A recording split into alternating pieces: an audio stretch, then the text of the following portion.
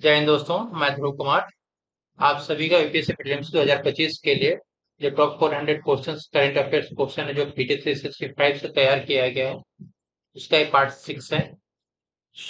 इसमें 1 ईयर का current complete current affairs हमने क्वेश्चन के फॉर्म में कवर किया है इसको। और ये क्वेश्चंस आपके लास्ट टाइम में जो बचे हुए हैं उसके लिए बहुत ही ज्यादा इंपॉर्टेंट क्वेश्चंस है।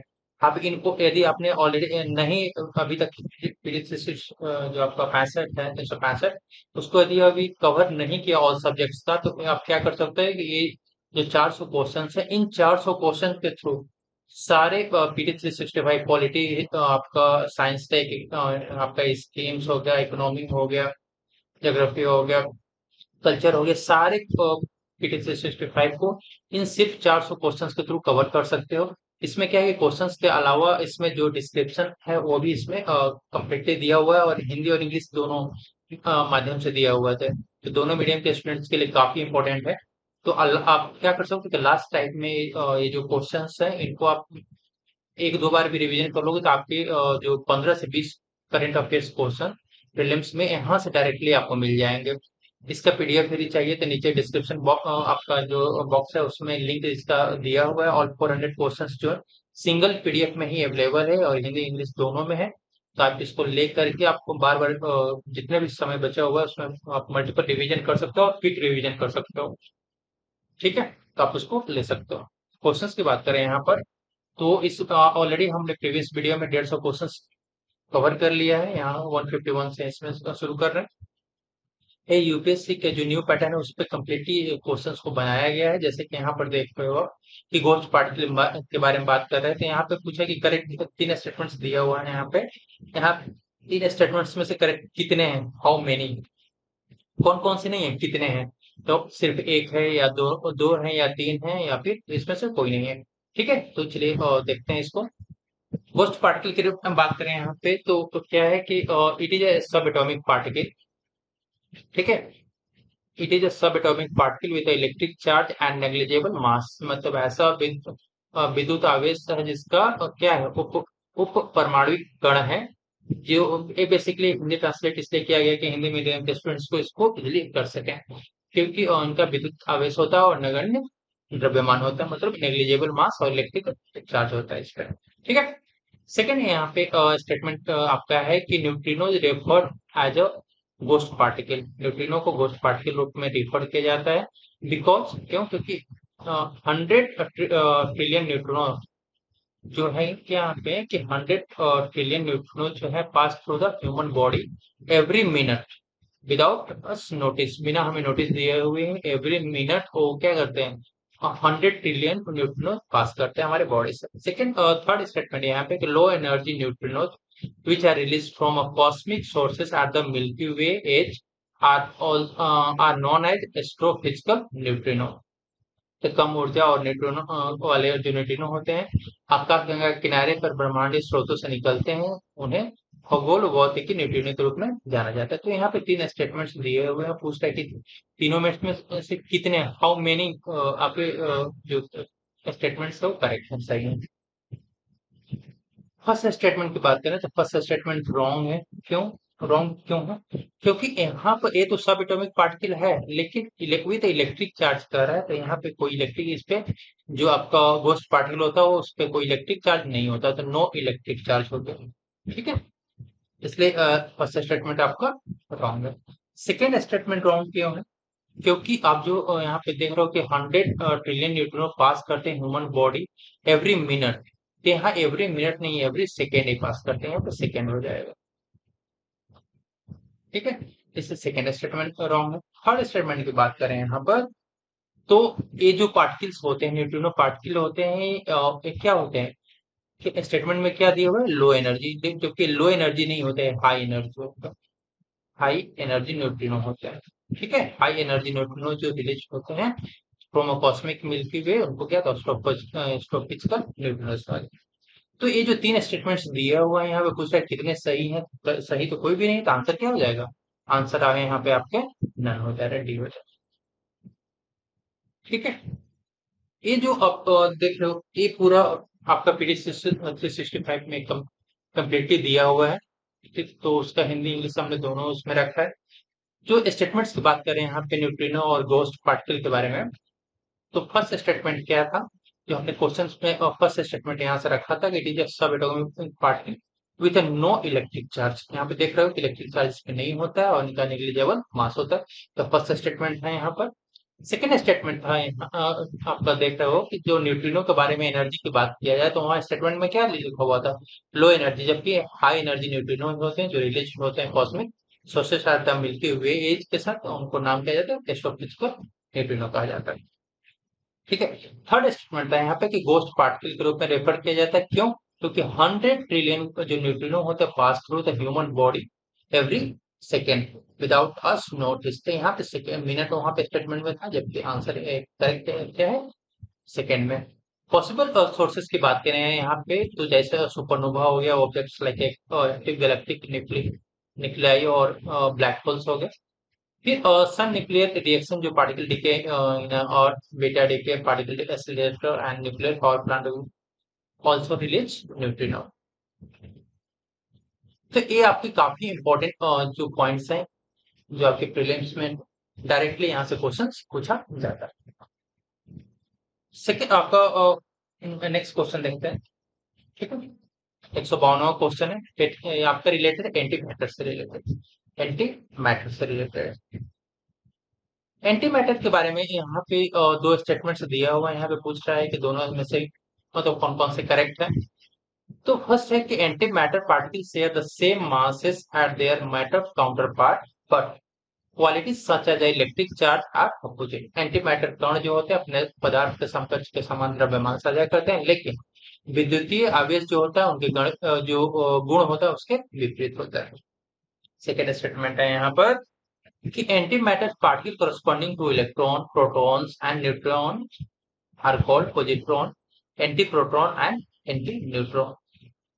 तो तो जो इलेक्ट्रॉन, प्रोटॉन और न्यूट्रॉन से संबंधित एंटीमैटर कण को पॉजिट्रॉन, एंटीप्रोटॉन और एंटीन्यूट्रॉन कहा जाता है। तो दो स्टेटमेंट से एंटीमैटर से रिलेटेड लिखा हुआ है, यहाँ पर बताना है कि सही कौन सा है। तो फर्स्ट स्टेटमेंट आपका सही है गलत है? तो फर्स्ट स्टेटमेंट आपका सही है। ठीक है। सेकेंड भी सही है, तो आंसर क्या हो जाएगा? आंसर आपका सी, वो फर्स्ट एंड सेकेंड। ठीक है। बाकी आप डिटेल यहाँ पे देख रहे हो।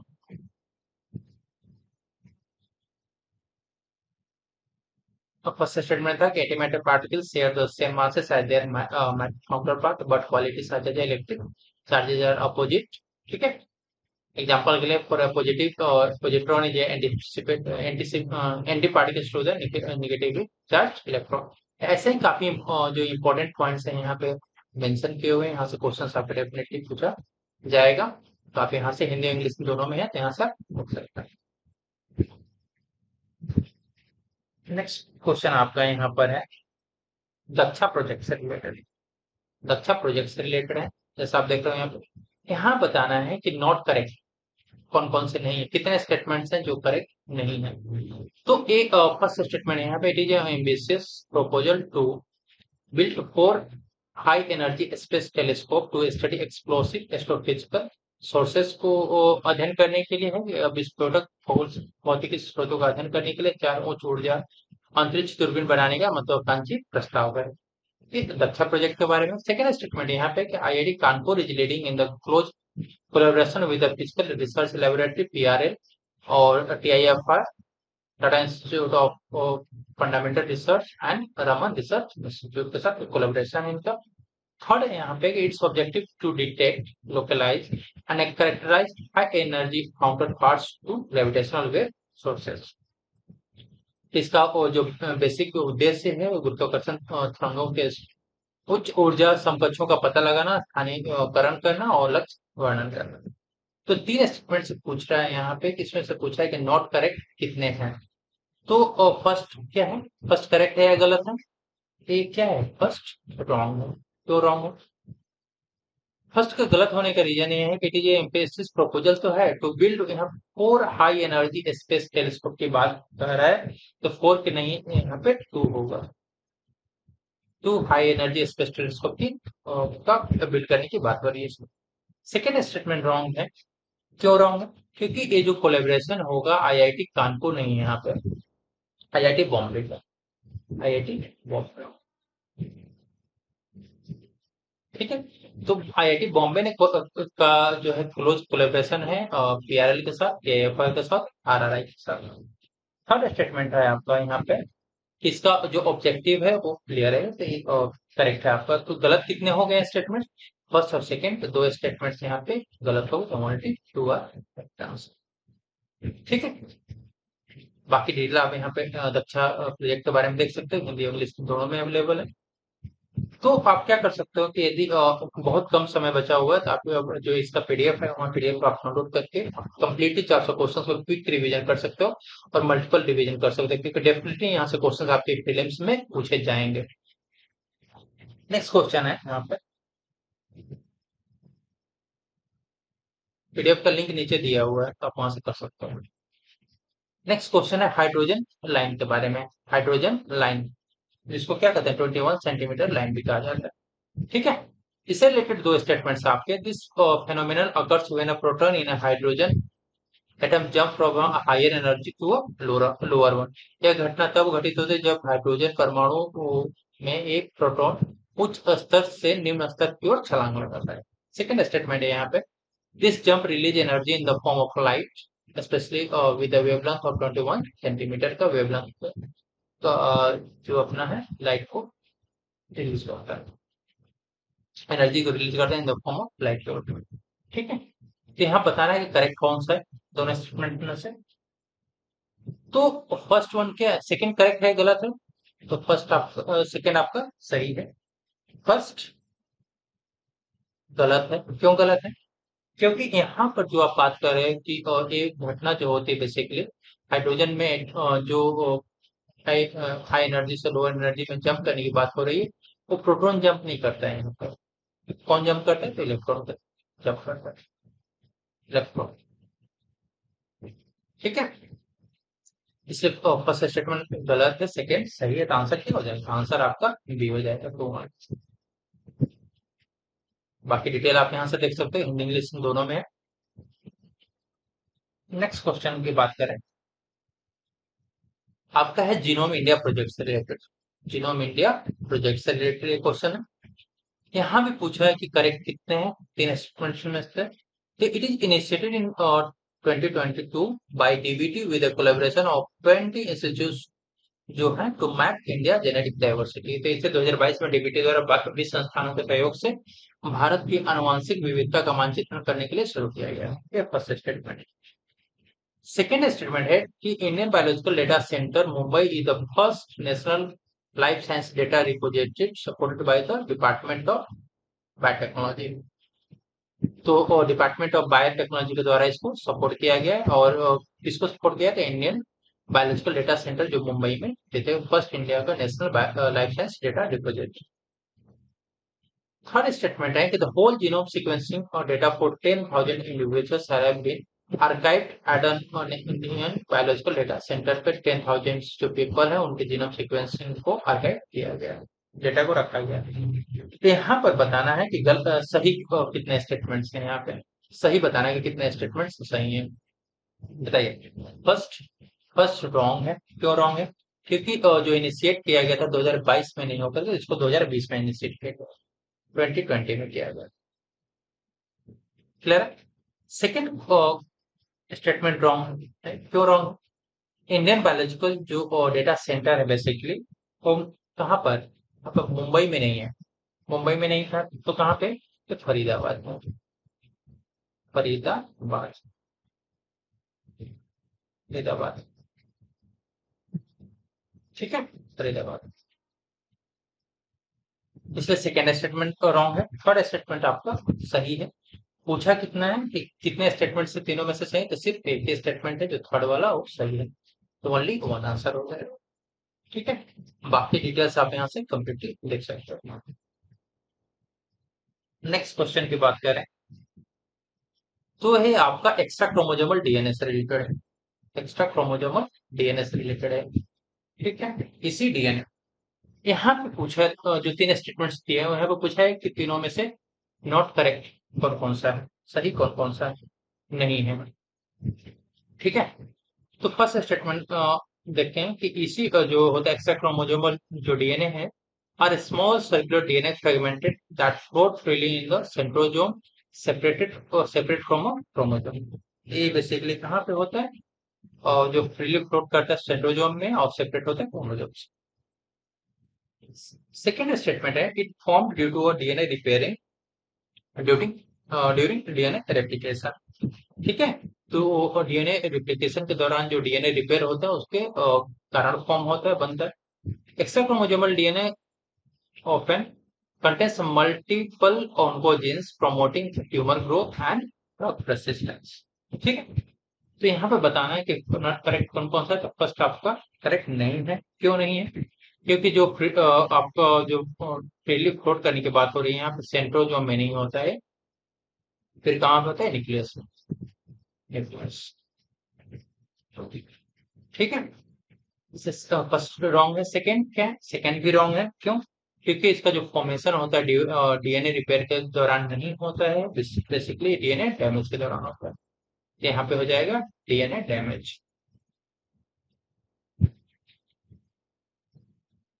ठीक है, इसलिए सेकेंड स्टेटमेंट सही नहीं है। सही तो कौन सा? थर्ड हो गया, लेकिन पूछा कौन कौन सा है कि नॉट करेक्ट है, तो फर्स्ट और सेकंड आपका सही नहीं है, नॉट करेक्ट है। आंसर क्या हो जाएगा? आंसर ये होगी। एक्स्ट्रा क्रोमोसोमल डीएनए के बारे में आप यहाँ से देख सकते हो। नेक्स्ट क्वेश्चन देखते हैं। नेक्स्ट क्वेश्चन आपको सिलेक्टिव साइलेंसिंग से रिलेटेड है। सिलेक्टिव साइलेंसिंग से रिलेटेड है। ठीक है, यहाँ पे स्टेटमेंट्स दिए हुए हैं, पूछता है कि करेक्ट तो कौन सा है। तो फर्स्ट है कि every cells in the body contains two copies of each gene. हमारे शरीर में जो एवरी सेल होते हैं, ईच जीन का दो कॉपी होता है, one inherited from each parent and however certain cells can exhibit a bias selectively inactivates one parent's copy of a gene, that is a selective silencing। ठीक है, selective silencing could be the reason why some individuals carry genes linked to a disease remains symptom free। तो यहाँ पर selective silencing से related पूछा है basically, तो first statement wrong है, सेकंड करेक्ट है। फर्स्ट रॉन्ग क्यों है यहाँ पे कि every cells in the body जो है two copies of its genes करते हैं, लेकिन यहाँ पे एक्सेप्ट ए है, एक्सेप्शन है, except sperm and egg cells, sperm and egg cells को छोड़ करके। ठीक है, इस जीन का दो कॉपी होता है। आंसर क्या हो जाएगा? यहाँ पे पूछा करेक्ट है, करेक्ट आपका टू ओनली आंसर बी हो जाएगा। ठीक है, बाकी डिटेल आप यहाँ पे देख सकते हो, सिलेक्टिव साइलेंसिंग से रिलेटेड। नेक्स्ट क्वेश्चन आपका सिस रेगुलेटरी एलिमेंट से रिलेटेड है। Cis regulatory element CRES। ठीक है, नॉट करेक्ट पूछा, सॉरी करेक्ट पूछा है। यहाँ पे कितने स्टेटमेंट्स हैं जो सही है? फर्स्ट स्टेटमेंट यहाँ पर है researchers have used AI to design new RNA switch also called cis regulatory element that can precisely control expression of a gene in different cell type। तो शोधकर्ताओं ने एक नए RNA switch जो है उसको को डिजाइन करने के लिए AI का उपयोग किया, जो विभिन्न प्रकार की कोशिकाओं में जीन के अभिव्यक्ति को सटीक रूप से नियंत्रित करता है। Cells themselves are part of the gene but are separated regularly in a sequence। Share स्वयं का जीन कैसा, लेकिन अलग विनियामक डीएनए अनुक्रम है। Although every cell in organism contains the same genes, not all genes are needed in every cell at all times। This gene expression is regulated by CRES। ठीक है, तो तीन स्टेटमेंट्स दिया हुआ है, यहाँ पर बताना है कि सही कौन सा है।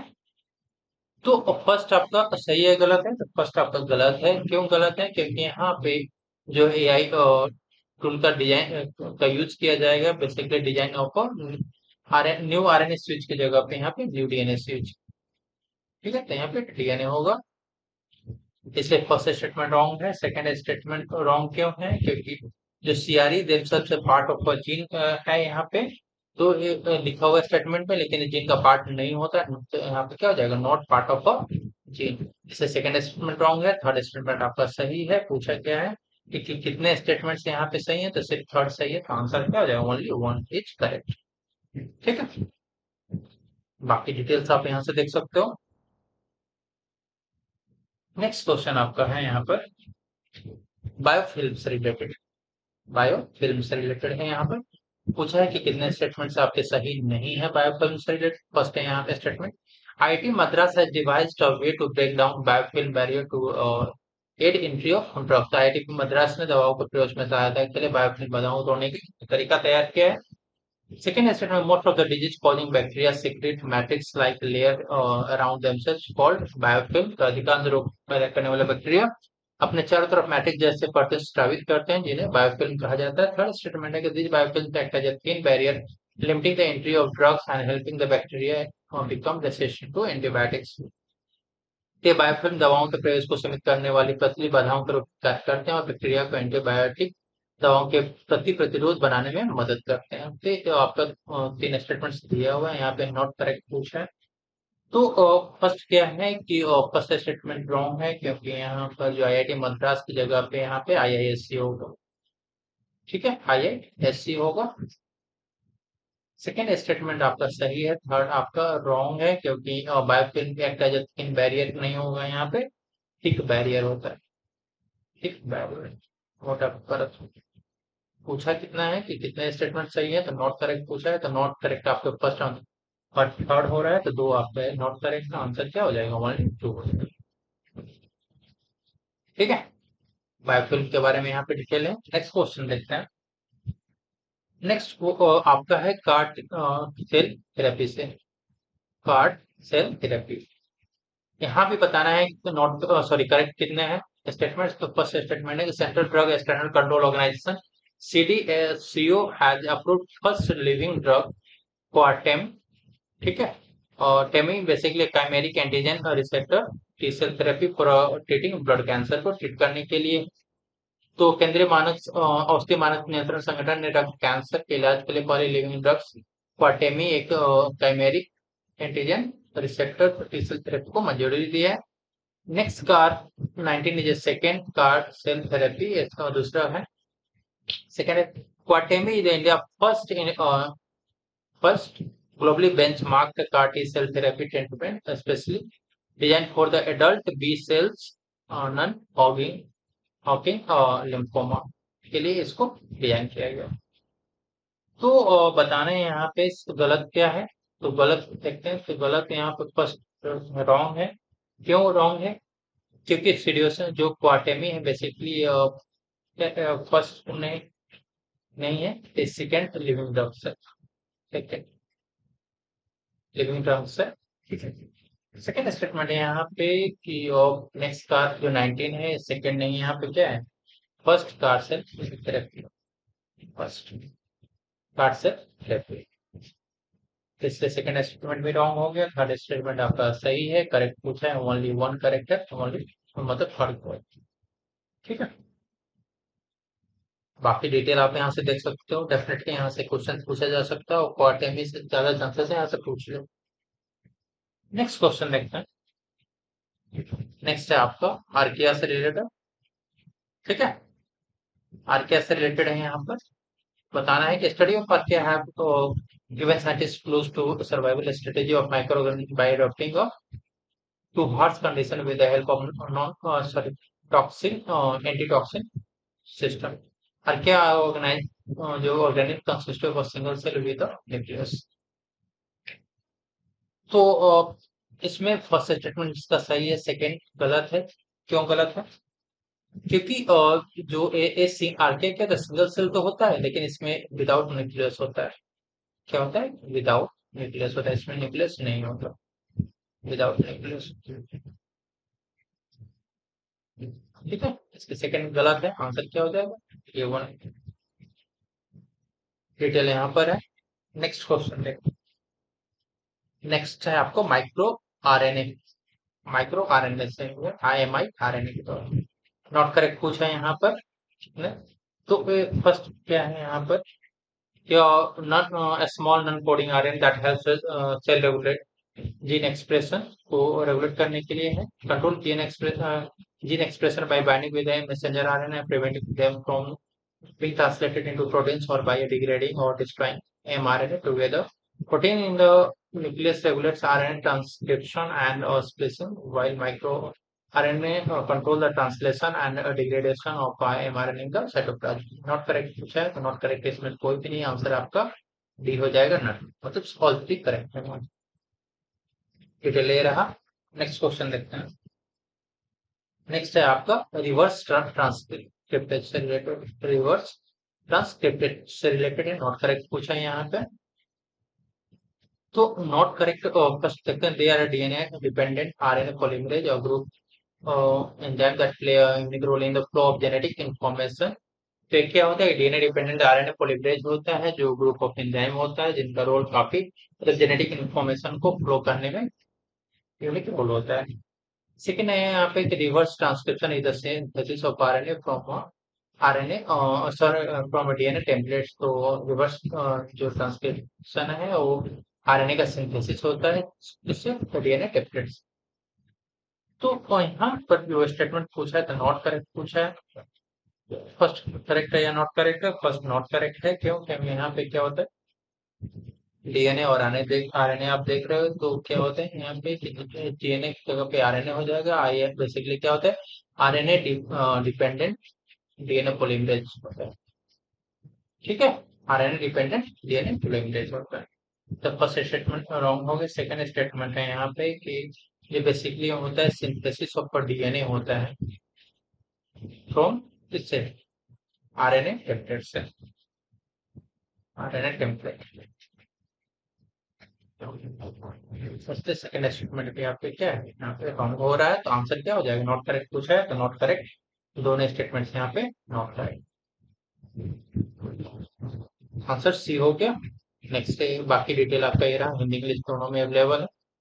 पीडीएफ का लिंक नीचे दिया हुआ, वहां से आप ले सकते हो और 400 क्वेश्चन मल्टीपल टाइम रिवीज कर सकते हो, रिवीजन के लिए बहुत इंपॉर्टेंट है। नेक्स्ट आप देखते हो यहाँ पे बेसिकली हेरिटेबल ह्यूमन जीनोम और एडिटिंग से रिलेटेड है, यहाँ पे नॉट करेक्ट पूछा है। कितने नॉट करेक्ट है यहाँ पे, तो नॉट करेक्ट वाले में फर्स्ट स्टेटमेंट की बात करें कि America become the first country to allow, America first country है जिसने अलाउ किया है हेरिटेबल ह्यूमन और जीनोम एडिटिंग को। Unlike somatic cell editing which affects only individuals, HHG introduce changes in germline cell में, बेसिकली जर्मलाइन सेल्स होता है उसमें जैसे कि स्पर्म एग्स एंड एम्ब्रॉयज उसमें चेंज करता है, enabling this alteration to be inherited by your offspring, तो जिससे परिवर्तन संतानों को विरासत में मिल सके। जर्म लाइन जीनोम एडिटिंग जो बेसिक है would be heritable and there effects can be multi generational, तो हेरिटेबल होता है इसका इफेक्ट मल्टी जनरेशनल होता है। तो नॉट करेक्ट पूछा है तो फर्स्ट सेकंड आपका सही है इससे related, heritable human genome editing से थर्ड वाला भी सही है, लेकिन फर्स्ट रॉन्ग है, क्यों? क्योंकि यहाँ पे अमेरिका नहीं है, यहाँ पे south Africa, south Africa first country है तो अलाउ किया है उसने हेरिटेबल ह्यूमन जीनोम एडिटिंग को, साउथ अफ्रीका, ठीक है। तो नॉट करेक्ट पूछा है तो नॉट करेक्ट से टेक की है ओनली वन। बाकी डिटेल आप देखते हो सकते हैं यहाँ से। नेक्स्ट आपका क्वेश्चन है ब्रिज रिकम्बिनेज मैकेनिज्म से रिलेटेड है, ब्रिज रिकम्बिनेज मैकेनिज्म से रिलेटेड है। Extra RNA at the end of a jumping genes get joined together and convert the DNA double helix structure into a single stranded RNA molecule. तो jumping gene के सिरों पर अतिरिक्त RNA का एक साथ जुड़ जाते हैं और डीएनए डबल हेलिक्स संरचना को एक तक फंसे आरएनए जो अणु में परिवर्तित कर देते हैं। Jumping genes are DNA sequence sorry are jumping genes are RNA sequence that move from one location on the genome to the another. तो जंपिंग जो जीन होता है आरएनए सीक्वेंस होता है जो एक जगह जीनोम से दूसरी जगह पे मूव करता है। तो पूछा क्या है, करेक्ट पूछा है, कर फर्स्ट देखते हैं तो फर्स्ट क्या है तो आपका रॉन्ग है, क्योंकि यहाँ पे एक्स्ट्रा आरएनए नहीं है, एक्स्ट्रा डीएनए होगा, ठीक है। और सेकंड स्टेटमेंट में भी यहाँ पे जो आप आरएनए देख रहे हो तो आरएनए सीक्वेंस होकर के डीएनए सीक्वेंस हो। करेक्ट पूछा है, करेक्ट दोनों नहीं में से कोई भी करेक्ट नहीं तो आंसर आपका डी हो जाएगा। डिटेल ले रहा। नेक्स्ट क्वेश्चन है देखते हैं। नेक्स्ट क्वेश्चन आपका है रिकम्बिनेंट प्रोटीन से रिलेटेड है, आरपी। रिकम्बिनेंट प्रोटीन से रिलेटेड है। सही बताना है कितने स्टेटमेंट सही है यहाँ पे। तो researcher at the ICMR have developed a new process for production of recombinant proteins. तो आईसीएमआर के साइंटिस्ट ने पुनः संयोजक प्रोटीन के उत्पादन के लिए एक नई प्रक्रिया को विकसित किया है। Recombinant protein are protein that are artificially produced using genetic engineering technique का प्रयोग करके आर्टिफिशियली जो रिकम्बिनेंट प्रोटीन है उनका प्रोडक्शन होता है। ठीक है। दिस आर मॉडिफाइड और manipulated protein encoded by recombinant RNA. तो ये क्या होता है कि रिकम्बिनेंट जो आरएनए होता है उसके द्वारा इसको मॉडिफाई और मैनिपुलेट किया जाता है। तो करेक्ट में देखते हैं तो फर्स्ट क्या है, फर्स्ट रॉन्ग है। क्यों रॉन्ग है? क्योंकि यहाँ पे आईसीएमआर नहीं होकर के आंसर होगा आईआईएससी। ठीक है, आईआईएससी के द्वारा डेवलप किया गया, इंडियन इंस्टीट्यूट ऑफ साइंस के द्वारा। और सेकंड स्टेटमेंट यहाँ पे सही है। थर्ड रॉन्ग है, क्योंकि यहाँ पे रिकम्बिनेंट जो आप आरएनए देख रहे हो यहाँ पे है, उसकी जगह पर रिकम्बिनेंट डीएनए के द्वारा इनकोडेड होता है। सही पूछा है, सही से टेक है सेकंड वाला, तो आंसर आपका 1 हो जाएगा। ठीक है, नेक्स्ट क्वेश्चन देखते हैं।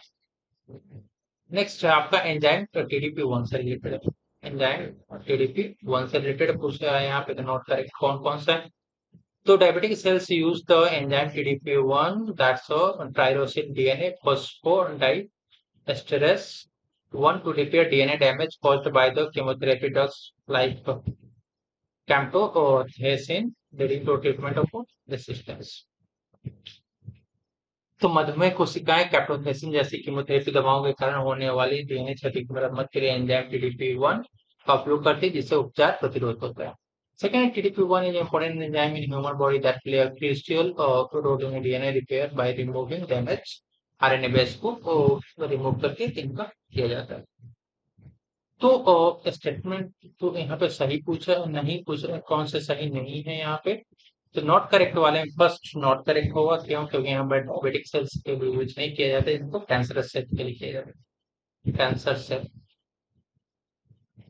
ठीक है, कैंसर सेल में इसका यूज किया जाता है। सेकेंड स्टेटमेंट सही है गलत है? क्यों गलत है ये? क्योंकि यहाँ पे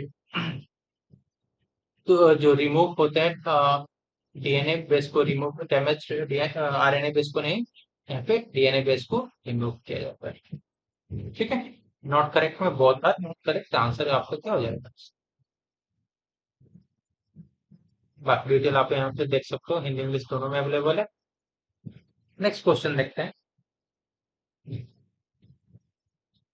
ठीक है, तीन स्टेटमेंट्स यहाँ पे दिए हुए हैं, आपको सही बताना है। फर्स्ट है कि ICAR recently developed a miniature plant genome editing tool ISDRA 2TNPV को इसको ICAR के द्वारा डेवलप किया गया है। ये basically miniature plant genome editing tool है। सेकेंड है यहाँ पे कि exosome based gene editing platform सिर्फ एक्सो टैस has been developed by the scientist at Columbia University के साइंटिस्ट के द्वारा इसको डेवलप किया गया है। Third, exosomes are membrane enclosed vesicle actively released into the extracellular spaces को यूजते हैं। सही पूछा है यहाँ पे, तो ऑल थ्री स्टेटमेंट्स यहाँ पे सही है। आंसर क्या होगा? आंसर आपका डी होगा। बाकी डिटेल आप यहाँ पे देख सकते हो। ठीक है, नेक्स्ट क्वेश्चन। नेक्स्ट है आपका ऑर्गेन ऑन चिप टेक्नोलॉजी से रिलेटेड है। ठीक है, ऑर्गेन ऑन चिप टेक्नोलॉजी से related OOC technology. Not correct बताना है आपको, कितने स्टेटमेंट्स है यहाँ पे, तीन में से सही नहीं है। फर्स्ट यहाँ पे organ on chip technology could boost bio E3 biotechnology for economy environment and employment policy call to personalised medicine के लिए। It refers to the micro scale system used for mimicking and human body environment. और third है one of the human relevant culture model also known as new approach model.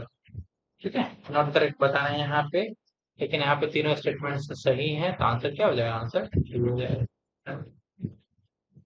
बाकी detail आप देख सकते हैं answer. Next question आपका फेमिरोइड से related है। ठीक है, फेमिरोइड से रिलेटेड है। तीन स्टेटमेंट सॉरी दो स्टेटमेंट होते हैं, सही बताना है कि कहीं सही कौन कौन सा नहीं है। तो फर्स्ट टाइम साइंटिस्ट ने सक्सेसफुली क्लोन किया है 4D ब्रेन मॉडल को, जिसको कैमेरॉइड्स कहा जाता है, they are grown using stem cells from single individual stem cells को ग्रो करा करके को बनाया। तो बेसिकली क्या है, फर्स्ट स्टेटमेंट रॉन्ग है। क्यों रॉन्ग है? क्योंकि ये 4D ब्रेन मॉडल नहीं होकर के 3D ब्रेन मॉडल बनाया गया है। और जो यहाँ पे सिंगल इंडिविजुअल्स के सेल स्टेम सेल्स को यूज नहीं किया गया, मल्टीपल इंडिविजुअल्स के यहाँ से सिंगल सेल जो स्टेम सेल्स है वहां पे इसको लेकर के बनाया गया। तो जो सेकेंड स्टेटमेंट पे आपका रॉन्ग हो जा रहा है, नॉट करेक्ट पूछा है तो नॉट करेक्ट में दोनों आंसर सी हो जाए। डिटेल ले रहा। नेक्स्ट क्वेश्चन देखते हैं। नेक्स्ट आपका क्वेश्चन है माइटोजीनोम से रिलेटेड है। माइटोजीनोम से रिलेटेड है, सही बताना है यहाँ पे। तो एक माइटोजीनोम क्या होता है? Small circular chromosome found inside the nucleus में पाया जाता है। It is build on a single standard DNA similar to the nuclear genome and entirely maternal. तो भी यह परमाणु जीनोम के समान एकल से जो डीएनए से निर्मित और पूरी तरह से मातृत्व होता है। जो न्यूक्लियर और genome are inherited equally from both parents से लिया जाता है। तो माइटोजीनोम से रिलेटेड फर्स्ट स्टेटमेंट सही है गलत है? तो फर्स्ट गलत है, क्योंकि ये पाया जाता है बेसिकली स्मॉल सर्कुलर क्रोमोसोम होता है, जो बेसिकली कहाँ पाया जाता है? न्यूक्लियस में पाया नहीं जाता है, पाया जाता है माइटोकॉन्ड्रिया। माइटोकॉन्ड्रिया, ठीक है, माइटोकॉन्ड्रिया में पाया जाता है। फर्स्ट स्टेटमेंट रॉन्ग है। सेकंड स्टेटमेंट रॉन्ग इसलिए है क्योंकि इट बिल्ड जो आप देख रहे हो सिंगल स्टैंडर्ड डीएनए नहीं बनाता है, यहाँ पे डबल स्टैंडर्ड। डबल, ठीक है। थर्ड आपका सही है। सही पूछा है तो सिर्फ थर्ड वाला सही, तो आंसर क्या हो जाएगा? ओनली वन हो जाएगा। डिटेल ले रहा। नेक्स्ट क्वेश्चन देखते हैं यहाँ पे। नेक्स्ट है यूनिफाइड जीनोम चिप से रिलेटेड है। यूनिफाइड जीनोम चिप से रिलेटेड क्वेश्चन है। फर्स्ट स्टेटमेंट यहाँ पे, it is a double nucleoid polymorphism chip. ये क्या होता है? डबल न्यूक्लियोटाइड पॉलीमॉर्फिज्म चिप होता है। इसका ऑब्जेक्टिव है to design for genome profiling and evaluation of Indian cattle breed को इवैल्यूएट करने के लिए। तो फर्स्ट यहाँ पे सेकंड बेसिकली सही है, फर्स्ट गलत है, क्योंकि ये सिंगल होता है, डबल नहीं होता है। ये सिंगल न्यूक्लियोटाइड, ठीक है, सिंगल न्यूक्लियोटाइड पॉलीमॉर्फिज्म होता है। आंसर क्या हो? आंसर ट्रू हो गया। डिटेल आप यहाँ से देख सकते हो। नेक्स्ट क्वेश्चन आपका डायबिटिक मेलाइटिस से रिलेटेड। डायबिटिक मेलाइटिस से बेसिकली डायबिटिस मेलाइटिस से रिलेटेड है। तीन स्टेटमेंट्स यहाँ पे दिए हुए, बताना है सही कौन सा नहीं है। मिनिस्ट्री ऑफ हेल्थ ने इंट्रोड्यूस किया है कि PPP plus PPP model to check the diabetes in India में। सेकेंड है पीपीपी प्लस पीपीपी क्या है? टू टायर्ड कोलेबोरेशन है where India public and private sector unite internally to strengthen health infrastructure को मजबूत करने के लिए and while simultaneously engage with international counterparts, ठीक है। Recently ICMR has set up the country first data diabetes bank ना दिल्ली में, तो उसको सेट किया गया। तो सही बताना है। इसमें नॉट करेक्ट पूछ रहा है ना, तो नॉट करेक्ट है फर्स्ट। सेकंड करेक्ट है। फर्स्ट नॉट करेक्ट है। क्यों गलत है? क्योंकि यहाँ पर जो मिनिस्ट्री ऑफ हेल्थ नहीं होकर के होगा, यहाँ पे क्या होगा? मिनिस्ट्री ऑफ हेल्थ की जगह पे ministry of science and technology के द्वारा किया जा रहा है, इंट्रोड्यूस किया गया है, ठीक है। तो फर्स्ट स्टेटमेंट गलत है। सेकेंड स्टेटमेंट सही है। थर्ड गलत है। क्यों गलत है? क्योंकि जो कंट्री का फर्स्ट डायबिटीज बायो बैंक बनाया गया वो दिल्ली में नहीं बनाया गया, चेन्नई में। कहाँ पे? चेन्नई। सेक्टर।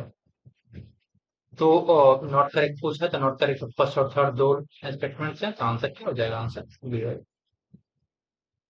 बाकी डिटेल्स आप यहाँ पे देख सकते हो। और नेक्स्ट क्वेश्चन आपका IL-35 प्रोटीन से रिलेटेड है। IL-35 प्रोटीन से रिलेटेड है। यहाँ पे बताना है कि नॉट करेक्ट है कौन कौन सा नहीं है। The researchers have discovered a specific protein IL-35 that protects against type 1 and autoimmune diabetes से हमारे क्या प्रोटेक्ट करता है? It protects the immune system by lowering particular immune cells that produce inflammatory chemicals. Not correct पूछा है, लेकिन यहाँ पे दोनों स्टेटमेंट्स आपके सही हो रहे हैं। आंसर क्या हो जाएगा? आंसर डी हो जाएगा, ठीक है। बाकी ऑल आपको आईएल प्रोटीन के बारे में यहाँ से पढ़ना है तो आप पढ़ सकते हो। नेक्स्ट क्वेश्चन है,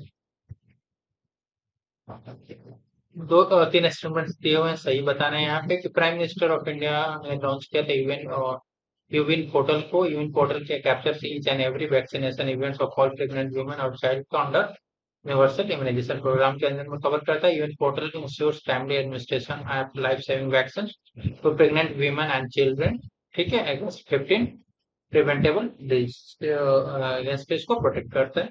तो यहाँ पर बताना है कि करेक्ट कौन कौन सा है। तो फर्स्ट आपका सही है, सेकंड भी सही है, थर्ड गलत है। क्यों? क्योंकि यहाँ पे 15 वैक्सीन प्रिवेंटेबल डिजीज के अगेंस्ट नहीं करता है। इसका आंसर क्या होगा? 12। 12 वैक्सीन प्रिवेंटेबल डिजीज के अगेंस्ट वीमेंस एंड चाइल्ड को प्रोटेक्ट, ठीक है। तो यहाँ पे इवेंट पोर्टल पे इंश्योर किया जाता है। सो सही कौन कौन सा है? तो फर्स्ट और सेकंड सही है, थर्ड रॉन्ग है। बाकी डिटेल यहाँ पे आप देख सकते हो, ठीक है। तो यदि लगता है कि क्वेश्चंस आपके एग्जाम्स के लिए यूजफुल हैं और ऐसे ही ऑल जितने भी 400 क्वेश्चंस इसी पैटर्न पे बनाए गए हैं जो यूपीएससी में रिसेंट के क्वेश्चंस पूछे जाते हैं, डेली पैटर्न पे क्वेश्चन को बनाया गया है। तो यदि आपको पीडीएफ लेना है तो पीडीएफ से क्या होता है कि क्विक रिवीजन, आपका बहुत समय बचा नहीं है आपके पास, तो एक क्विक रिवीजन के लिए बहुत ही ज्यादा इंपॉर्टेंट है। और ये 400 क्वेश्चन एटलीस्ट आप एक बार करके एग्जाम में जाइए, जो आपके लिए एग्जाम के लिए बहुत ही ज्यादा यूजफुल होने वाला है। तो यदि को क्वेश्चंस पसंद आया हो और वीडियो पसंद आया तो रिक्वेस्ट है कि जैसे सपोर्ट चैनल को सब्सक्राइब कर दीजिए, वीडियो को लाइक कर दीजिए, अपने दोस्तों के साथ शेयर कर सकते हैं। Thank you.